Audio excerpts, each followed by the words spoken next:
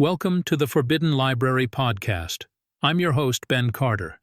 Imagine a place where ancient secrets are hidden, where the echoes of lost voices whisper across the sands of time.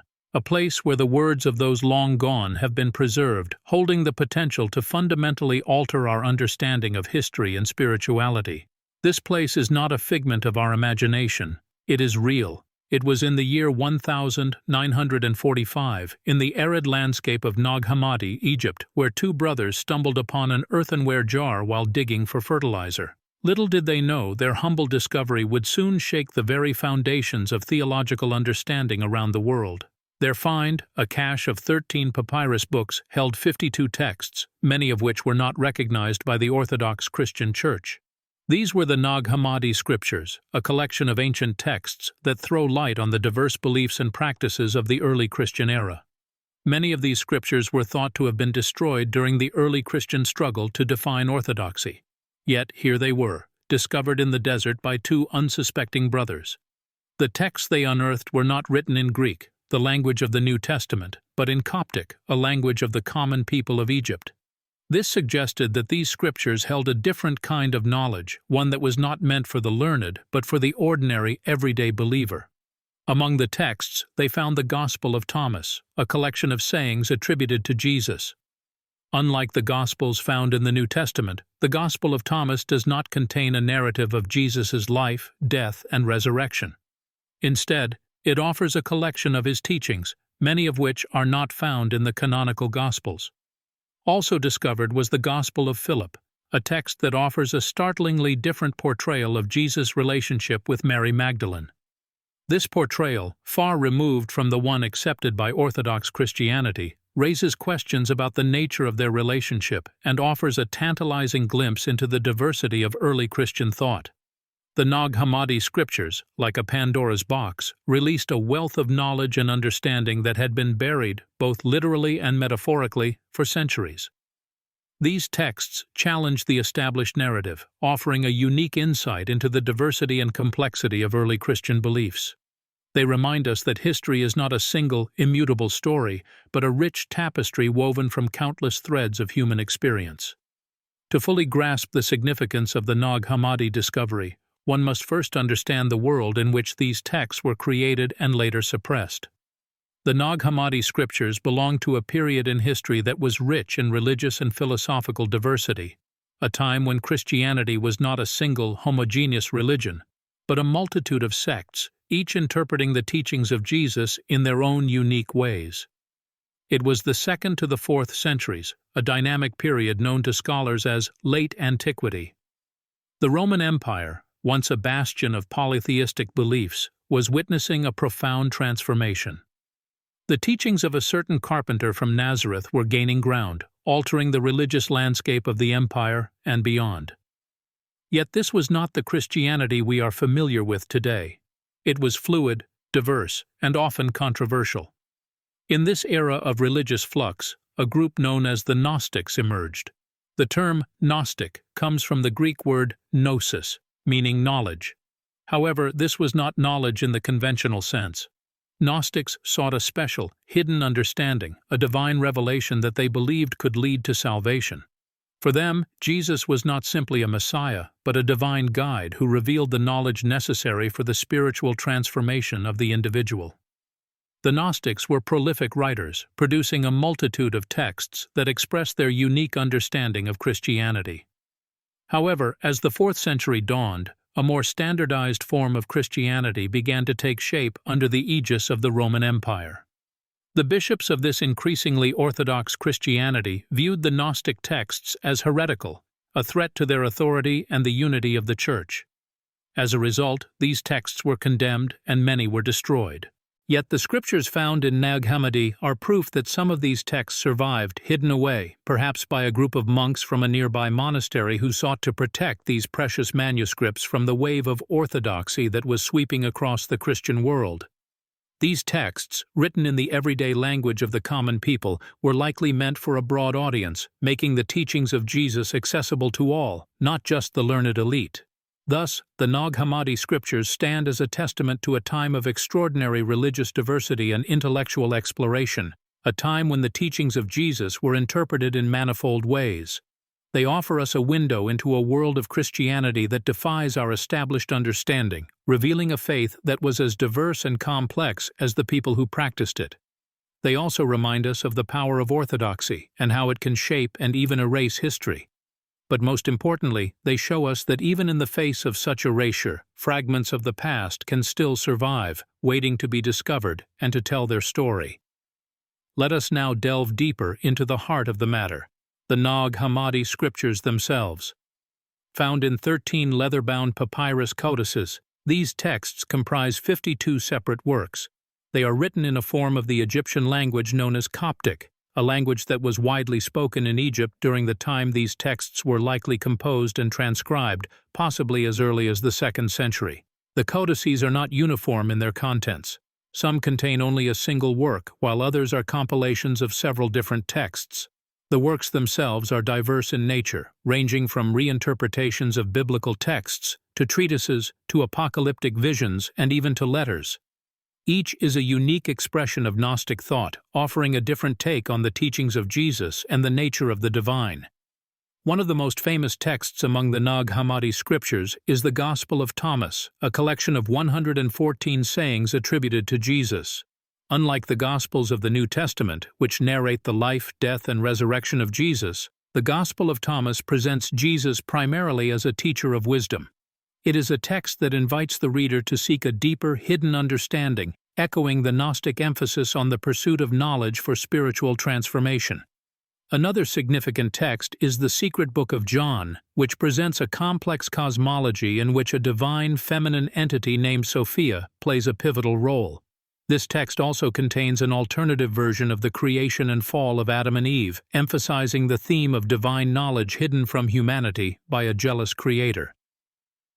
There's also the Gospel of Philip, which explores the themes of sacraments and spiritual rebirth, and the Gospel of Truth, a poetic treatise that presents salvation as the return of the soul to its spiritual home. These texts, and the others that make up the Nag Hammadi Scriptures, are not simply alternative versions of Christian doctrine. They represent a different way of thinking about religion, one that places a greater emphasis on personal spiritual experience and the quest for inner knowledge. In doing so, they challenge our understanding of what Christianity was and what it could have been. The discovery of the Nag Hammadi Scriptures has opened up a new frontier in the study of early Christianity.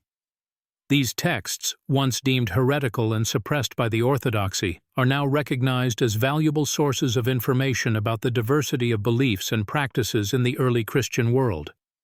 They are a reminder that history is not a single, unified narrative, but a complex tapestry woven from a multitude of threads. They are a testament to the enduring power of ideas, even those that were once forced to hide in the shadows. Delving deeper into the Nag Hammadi Scriptures, we uncover a treasure trove of radical ideas that were deemed dangerous by the prevailing religious powers of the time. For instance, the Gospel of Thomas is replete with sayings that suggest the kingdom of God is not a far-off place to be attained in the afterlife, but rather something that exists within and around us here and now. One such saying is, "The kingdom is inside of you, and it is outside of you. When you come to know yourselves, then you will become known, and you will realize that it is you who are the sons of the living Father." This idea was a stark departure from the orthodox Christian belief in a physical distant heaven, and was seen as a threat to the authority of the Church.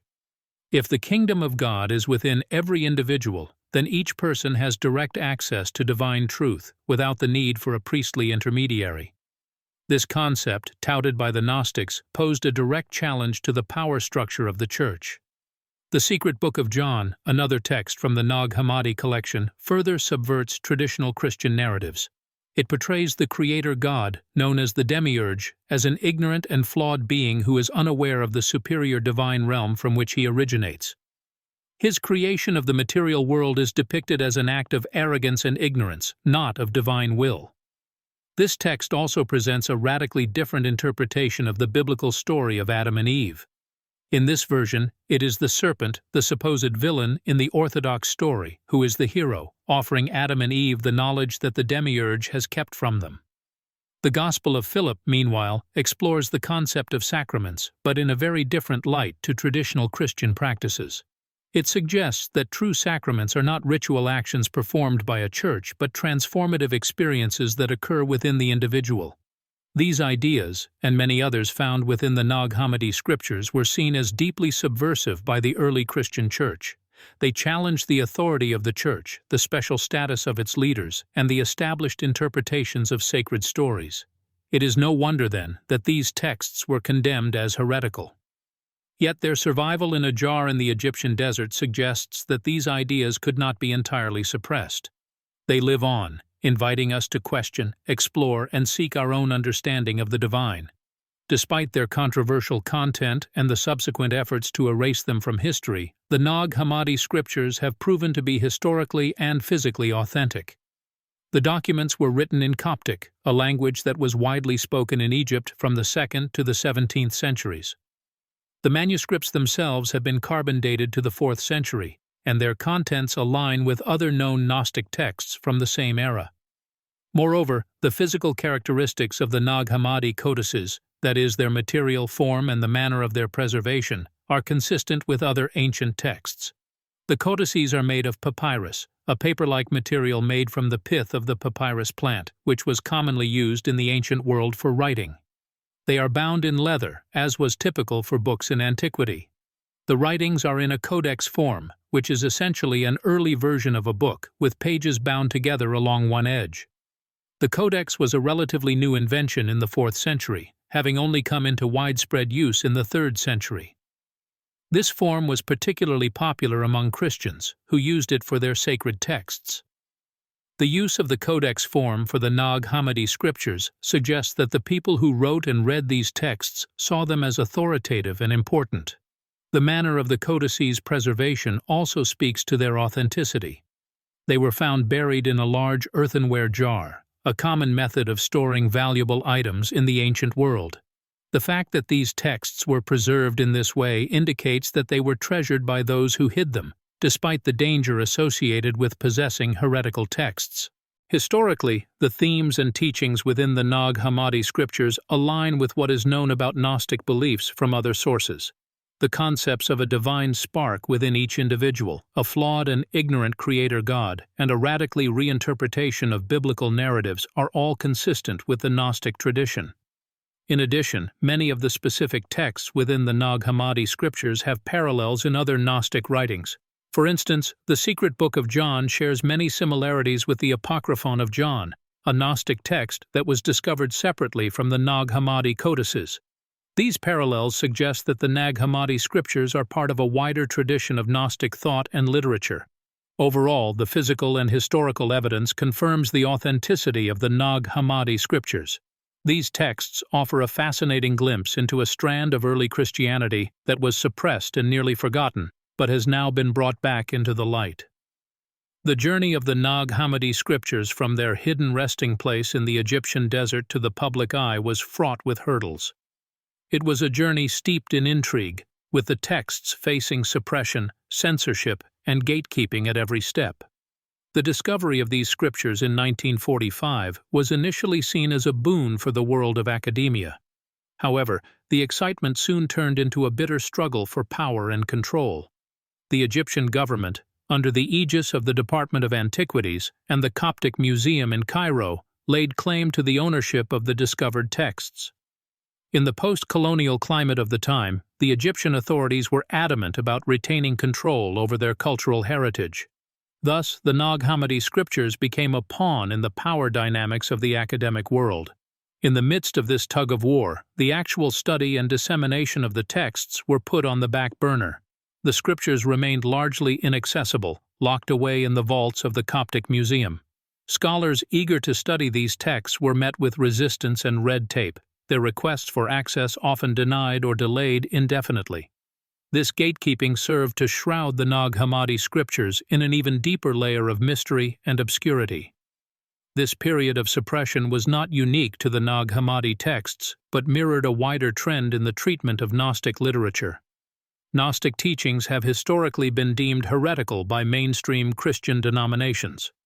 Their radical reinterpretation of biblical narratives and the concept of a flawed and ignorant creator God were seen as a direct challenge to orthodox Christian doctrine. Therefore, these texts were often censored, their teachings suppressed, and their followers persecuted. Even the translation and publication of the Nag Hammadi Scriptures were not free from controversy. When the first English translation was finally published in 1977 by the Institute for Antiquity and Christianity in Claremont, California, it was met with criticism. Certain academics accused the Institute of monopolizing the translation process and keeping other scholars out of the loop. This withholding of information and gatekeeping of knowledge created a climate of tension and distrust within the academic community. It also denied the broader public access to these fascinating texts and the alternative perspective on early Christianity they offered. But as the saying goes, truth finds a way to come to light. Despite the suppression, the censorship, and the gatekeeping, the Nag Hammadi Scriptures have gradually made their way into the public consciousness. Today, they continue to challenge our understanding of early Christian thought and reframe our perceptions of spiritual wisdom. The Nag Hammadi Scriptures, with their alternative interpretations of early Christian thought, are not merely historical artifacts. Instead, they present a more profound, occult, and mystical dimension that has intrigued scholars, spiritual seekers, and the general public alike. The texts provide a radically different perspective on spirituality and the nature of the divine, challenging the mainstream Christian notion of a singular, all-knowing God. For instance, in the Gnostic narrative, the creator God, known as the demiurge, is an ignorant and flawed entity who mistakenly believes he is the ultimate deity. This portrayal suggests a more complex cosmology, with a realm of divine beings existing above the demiurge. The spiritual implications of this idea are profound. It suggests a spiritual realm that is far more vast, complex, and nuanced than traditionally understood. It also implies that humans can access higher levels of divine wisdom and spiritual insight, surpassing the limited understanding of the demiurge. The Nag Hammadi Scriptures also contain mystical elements, such as descriptions of ascents into the heavens, encounters with celestial beings, and direct experiences of divine realms. These mystical experiences are presented not as mere myths or allegories, but as genuine spiritual possibilities for the individual seeker. Furthermore, the Gnostic texts emphasize the importance of personal spiritual knowledge, or gnosis, over blind faith or dogma. This gnosis is a direct, experiential knowledge of the divine, seen as the key to spiritual liberation. It represents a path of inner discovery, where the individual seeker is encouraged to look within themselves for divine wisdom. This emphasis on personal spiritual experience and self-discovery resonates with many modern spiritual seekers who are often disillusioned with dogmatic religions and yearn for a more direct and personal connection with the divine. As such, the Nag Hammadi Scriptures have found a receptive audience among those interested in esoteric wisdom, alternative spiritualities, and mystical experiences. In the realm of the occult, the Gnostic texts offer a rich source of symbolism, metaphysical concepts, and spiritual practices. Their esoteric teachings have influenced a range of occult traditions, from Hermeticism to Theosophy, and continue to inspire modern spiritual movements. In conclusion, the spiritual, occult, and mystical implications of the Nag Hammadi Scriptures are as significant today as they were nearly 2,000 years ago. By presenting an alternative view of the divine and emphasizing the importance of personal spiritual experience, these ancient texts continue to challenge, inspire, and illuminate seekers of spiritual wisdom. The echoes of the Nag Hammadi Scriptures are not limited to the spiritual or esoteric realm. They reverberate through the corridors of popular culture and modern media, subtly influencing our shared narratives and collective imagination. Whether in literature, film, or music, the allure of Gnostic wisdom, with its emphasis on personal revelation, inner exploration, and spiritual rebellion, continues to captivate audiences and inspire creators. In literature, one of the most notable examples can be found in the works of Philip K. Dick. This acclaimed science fiction writer was deeply influenced by Gnostic ideas, which he incorporated into his novels and short stories. In Dick's works, we often find themes of distorted reality, hidden knowledge, and the struggle against malevolent powers that recall the Gnostic worldview. His novel, Valis, is a profound exploration of Gnostic themes, chronicling the protagonist's descent into madness and his quest for divine wisdom. In the realm of cinema, the Gnostic influence is perhaps most evident in the Matrix trilogy. The films weave a narrative of humans trapped in an illusory world, controlled by a malevolent entity, a clear parallel to the Gnostic perspective of the material world and the demiurge. The protagonist, Neo, embodies the Gnostic seeker, a chosen one who achieves gnosis, or awakened knowledge, and leads a rebellion against the oppressive system. Music, too, carries the resonance of Gnostic thought. Bands like Tool and Coil have drawn on Gnostic ideas and symbolism in their lyrics, exploring themes of spiritual awakening, self-discovery, and the illusory nature of reality. In the world of visual arts, the work of Swiss artist H.R. Giger, known for his biomechanical creations, often reflects a Gnostic fascination with the fusion of the physical and the divine. His most famous creation, the alien creature for the film of the same name, embodies the Gnostic concept of the demiurge, a terrifying and monstrous entity. On the internet, the Gnostic worldview has found a home in various subcultures. In the realm of conspiracy theories, Gnostic ideas about hidden knowledge and deceptive powers resonate strongly. Meanwhile, in the world of video games, titles like Assassin's Creed and Final Fantasy incorporate Gnostic themes into their storylines and world building. In these ways, the Nag Hammadi Scriptures, despite their ancient origins, continue to speak to us, their wisdom echoing through our modern landscapes. They offer a different lens through which to view reality, one that emphasizes personal revelation, spiritual liberation, and the quest for divine wisdom. Through literature, film, music, visual arts, and digital subcultures, the influence of the Nag Hammadi Scriptures and Gnosticism at large continues to be felt, revealing the enduring appeal of these ancient texts. As we delve deeper into the Nag Hammadi Scriptures, we find ourselves on the fringe, where the boundaries of accepted interpretations blur into the realm of the hidden and mysterious. Here, the Scriptures become a playground for alternative theories and esoteric thought, a fertile ground for those seeking answers outside the mainstream. One of the most tantalizing theories is the idea that the Nag Hammadi texts contain coded messages or hidden knowledge. Proponents of this theory argue that the Gnostic texts, much like the apocalyptic literature of the Bible, are written in a kind of spiritual code meant to be deciphered by the enlightened or initiated. This theory often walks hand in hand with the belief in ancient advanced civilizations or extraterrestrial influences.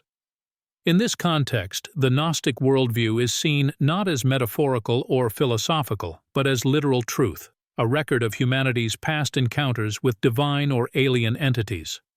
The demiurge, for instance, is interpreted not as an abstract concept of an imperfect creator, but as a tangible, perhaps extraterrestrial, being who interfered with human evolution. In a similar vein, some see in the Nag Hammadi texts echoes of quantum physics and the nature of reality. They point to the Gnostic concept of the material world as an illusion, drawing parallels with theoretical physics ideas about the holographic principle, or the nature of reality as a projection of information on a two-dimensional surface. Another fringe interpretation finds connections between the Gnostic texts and the practice of alchemy. This view sees the process of Gnostic salvation, the journey from ignorance to gnosis, as a spiritual alchemy.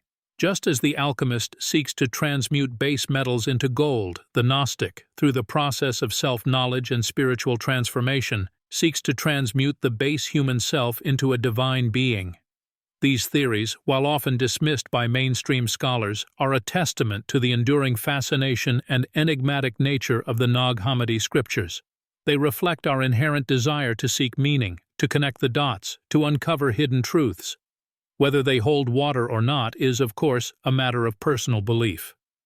The Nag Hammadi texts, with their rich symbolism, esoteric teachings, and profound philosophical insights, continue to inspire a wide range of interpretations, from the scholarly to the fringe. They invite us to question, to seek, and to explore the boundaries of our understanding, reminding us that the pursuit of knowledge is a journey, not a destination. As we approach the end of our exploration of the Nag Hammadi Scriptures, we are left with more questions than answers, a testament to the depth and complexity of these ancient texts. In the quiet desert of Nag Hammadi, a treasure trove of ancient knowledge was unearthed, a discovery that challenged our understanding of early Christianity, of spiritual beliefs, of our own capacity for interpretation. As we grapple with the enigma of these scriptures, it's important to consider the context in which they were written, the people who wrote them, and the tumultuous times they lived through. These texts, in their complex tapestry of mythology, philosophy, and mysticism, bear the unmistakable fingerprints of humanity's ceaseless quest for understanding. They are the echoes of ancient voices, still resonating today, speaking of a divine reality beyond the physical world, of a spiritual journey from ignorance to gnosis. Yet, despite our rigorous studies and passionate debates, the Nag Hammadi Scriptures retain their shroud of mystery, their cryptic allure. We may never fully understand the breadth and depth of their meaning, and perhaps that is precisely the point. They are not a puzzle to be solved, but a challenge to our perceptions, a call to expand our intellectual and spiritual horizons. Even as we bring this journey through the Nag Hammadi Scriptures to a close, we do so with the understanding that it is not truly the end, but the beginning of countless journeys. These texts continue to inspire, to provoke, to question long-held beliefs, and to open up new explorations of the human spirit. They remind us that there are still hidden truths waiting to be unearthed, still unexplored terrains in the landscape of our shared history. So, we are left with lingering questions. What other ancient texts remain hidden, waiting to be discovered? How many more secrets of our spiritual past are yet to be revealed? Could there be other interpretations of the Nag Hammadi Scriptures that have yet to be considered? And perhaps the most poignant question of all, how much more is there to learn about ourselves, about our capacity for spiritual growth, about our place in the grand tapestry of existence? This is the legacy of the Nag Hammadi Scriptures, a legacy of questions, of exploration, of perpetual seeking. They remind us that the pursuit of knowledge, of understanding, of truth, is not a destination, but a journey.